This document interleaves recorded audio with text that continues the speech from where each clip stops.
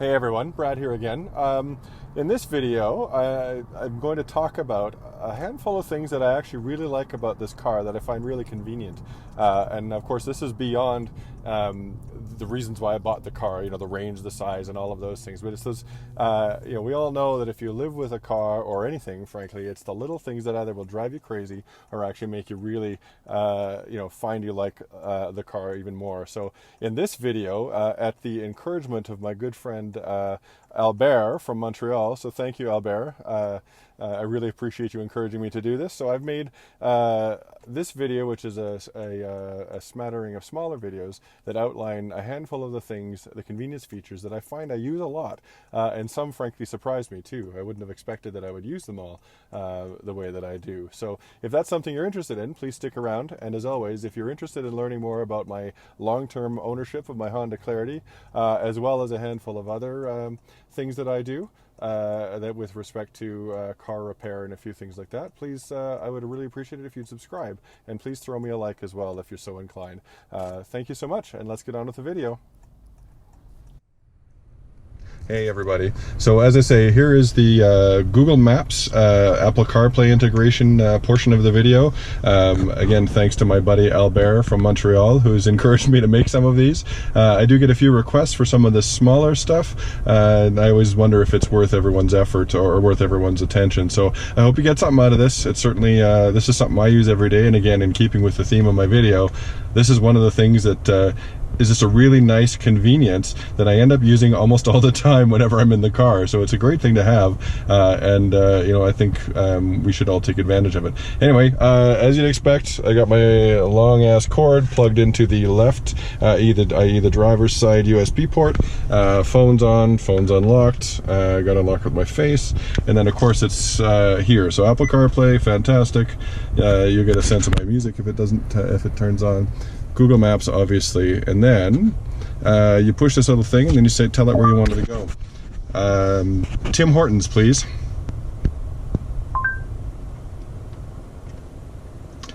So there's about 18 of them here, so let's go to this one. See, right away, and then I just hit go, and then away I go. It's fantastic. Again, let's do it more, if you want to, let's pick an address downtown somewhere. 411 4th Avenue Southwest. There you go, right? Shows right up. You can tell where I live.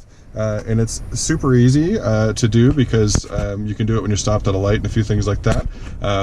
I love it all the time. I use it all the time, and often it will direct me to ways that I wouldn't have normally expected to go, simply because either I've lived in the city too long, or I'm not aware of some new routes, or just some things I never have come across in my time. So thanks to Google for that, and thanks to Honda for putting this stuff in, because this stuff's fantastic. Same thing works, by the way, for your music if you wanted to have it pick something. And no, I'm not being pretentious. I hardly ever listen to classical music, but it is there. And then you can just use the button here to call up Siri, as you'd expect, and ask it to play kids music. You don't have any kids and family music. Okay, I guess I need to put it in there, but anyway, you get the point. It's fantastic. You can call it up by album and everything else, just like you would with Siri, but you can do it from the steering wheel, so that's fantastic. Anyway, folks, on to the next part of the video. Thanks for watching. Another feature that I find I make a lot of use of is the brake hold feature. Now, when I first was in a car that had that, I didn't actually think it would be that useful unless you were driving a standard. Now, I've driven lots of standards, so I don't feel I need it on a hill or anything, but it is a convenient feature to have if you're driving a standard and you happen to be on a hill. But I find it's a really nice augmentation to the self-driving capability this thing has, i.e. the lane keep assist and radar cruise, because yes, while you slow down and stop at a light, you can just take your foot off the gas and the car will stay where it's expected to stay until you touch the gas pedal. And I find I use that an awful lot because this car is so easy to drive. I think it's making me a little lazy, and that's okay as long as I'm paying attention to everything else. But you'll slow down. Here I am. I'll put it up here. You stop at a light, whatever. There we go. and then the light turns on, and then I'm sitting here again with my foot off the brake until I decide to touch the throttle and go. Now it's a little bit abrupt sometimes when you first jump on it. You know, it lets go of the brakes pretty quick, whereas, you know, we'd be a little more soft. But I use it all the time, and I'm getting pretty adept at being gentle with my throttle foot. So I love that. It's strange, but it's something I almost always use. I almost wish it could be a default to come on, but I understand why not. And just so you folks are aware, if you have the brake assist button pushed, as soon as you take your seatbelt off or put the car in park, obviously it comes off.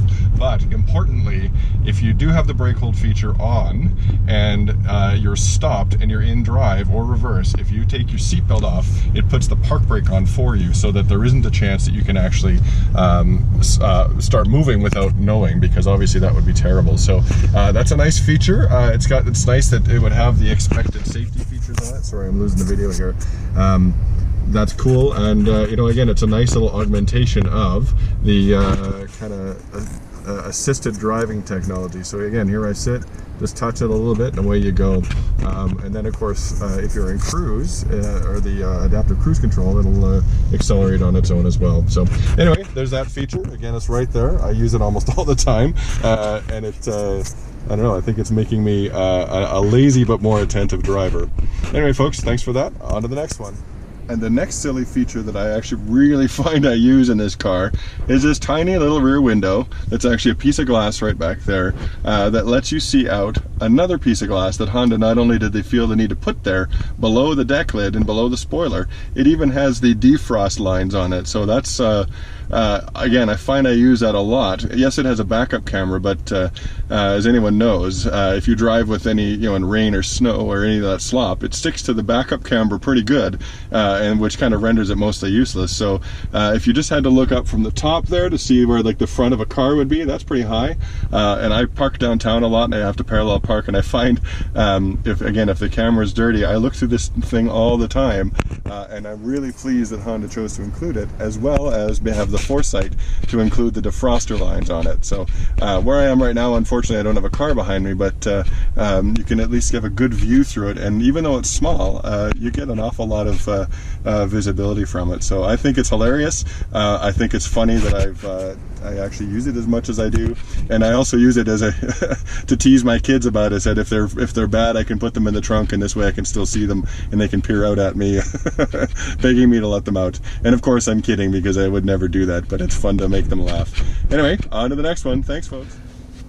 Two other features that I absolutely love about this car. One is the auto headlight on-off, and you can set the sensitivity of that so that it comes on earlier, which I like, because people driving with only their daytime running lights, which we have up here, and no tail lights, is kind of a pet peeve of mine. But the other one that I really love is the auto lock when you walk away, which is I absolutely love. You never have to take the key out of your pocket, hardly ever. So I will walk through the settings on how to set that up. So settings, obviously, vehicle. Sorry if you can see that. It's under door window setup, and then you got to go down one, the walk away auto lock, and all you do is either turn it off or on. So obviously I have it on, so I can do that, and it'll do what it says, set it to auto lock, and that's cool. So what that does is, after you close the door and all four doors are closed and you're walking away, it'll beep at you once to let you know that the doors are closed, I guess, and then about 5 seconds later it'll lock and beep again, and you can hear that as you walk away. So I'm to the point where if my arms are full or all the rest of that, I close the door with my foot, walk away from the car, I hear the first beep, I wait 5 seconds or so, I hear the second beep, then I know the car's locked. So I love that. It's a feature I've enabled, and I use it all the time. It's super convenient. So and now I'll switch over to showing you how to set the auto headlight settings. Hang on 1 second. Yeah, okay, so walking through this to set the auto headlight sensitivity. So again, settings, vehicle, I'm not left-handed, this is funny. So under lighting setup, And then auto light sensitivity. I have mine set to max, which means it comes on quickly and goes off, you know, when there's quite a lot of light. So you can turn it down to min, of course, but again, as I say, where I live, I like to have it on. Again, just because it's a bit of a pet peeve that people don't turn on their headlights up here because they think their daytime running lights do the job. But another thing that I really like, and it also should be standard, is the auto headlight on with wiper on. So I didn't realize this car had that, and the first time I was using the wipers, I noticed a little green light came on under here, right there. See, that light will come on if your headlights come on. So that was cool to see because you know, again, typically, I think it's a law in California, frankly, that if your windshield wipers come on, your headlights have to be on. So that's a cool feature as well. Again, it doesn't use a lot of electricity. Some could argue that you want to turn all the stuff off until absolutely necessary, but there is a certain amount of safety and convenience trade-off there. So I love that stuff too. You know, there's other things you can set, but that's fundamentally what I set. I love the auto lock feature. I love the auto unlock feature. Obviously, everyone loves that. The walk away is super handy. The fact that the headlights come on when they should come on, and also with the wipers, is a great thing. So that's more. The last convenience feature that I'll talk about in this video is, I have to say, the speed at which the level 2 charger charges this thing up.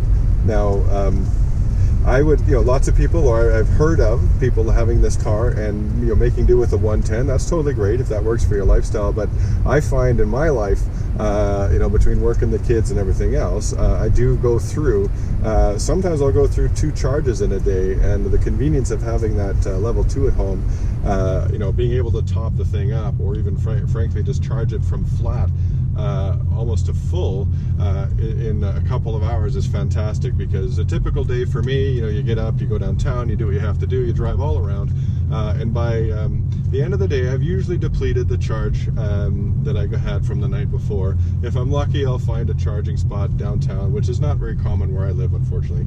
But you know, you get home, you know, I plug in when I get home, and I just run that thing, you know, run the charger until I need to leave again. Which, you know, after dinner or so, you might have had an hour, maybe even an hour and a half to top or to charge up the battery. No, it won't give you a full battery, but that's almost always enough for me to get by with the rest of the stuff I have to do in an evening as a busy, you know, adult, a busy parent, and things like that. So I find that is a huge convenience because, again, not only can I run on electric because, you know, it's convenient and I don't have range anxiety because I have the internal combustion engine, but I can maximize the amount of time, as you've heard me say. That's my goal of running on electricity. Plus, it's cheaper. So I think it's fantastic. I recommend a level 2. I kind of wonder if I'd get better range charging slower. I think that might be something I'm going to investigate in the future, but having that level 2, again, topping up kind of whenever you can. If I am home earlier and I haven't drained the thing completely, I will plug it in most of the time, just so that it's ready to go in case, you know, something comes up. I mean, again, with kids and being an adult, you don't always have your day fully planned. So I find that a huge benefit.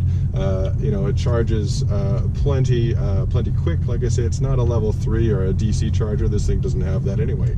But having a level 2 at home, or finding a level 2 that you can be close to, is a great benefit. So that concludes my list here, I guess, of things that I love about this car that are not directly related to it being fully electric. Because certainly you can hear how quiet this thing is. You've heard me talk about the lane keep assist. You've heard me talk about all that other stuff. But these are some small features that I find I really enjoy about this car. Again, having lived with it for over a year now. And what am I at? Let's see. Let's do a big test.